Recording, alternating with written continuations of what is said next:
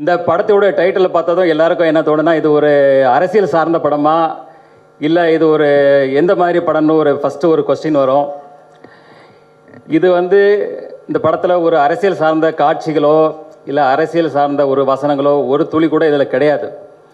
இது முழுக்க முழுக்க ஒரு கமர்ஷியல் என்டர்டெயின்மெண்ட் ஃபிலிம். படத்துடைய கண்டென்ட் இன்றைக்கி மக்கள் ஒரு பக்கம் கண்டென்ட் ஓரியன்ட் படம், ஒரு பக்கம் மாஸ் ஆக்ஷன்றாங்க.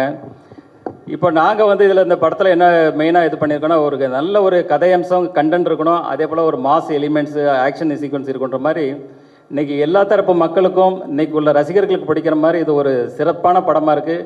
இந்த படத்துடைய ஸ்டோரி பார்த்திங்கன்னா, ஒரு சாதாரண ஒரு இன்னசென்டான ஒரு அப்பா புள்ள அவங்க ஒரு சந்தோஷமான வாழ்க்கையை வாழ்ந்துட்டுருக்காங்க. திடீர்னு அவங்க வாழ்வியில் பார்த்திங்கன்னா திடீர்னு ஒரு மிகப்பெரிய ஒரு கேங்ஸ்டர் அதில் இன்டர்ஃபியர் ஆகிறாங்க.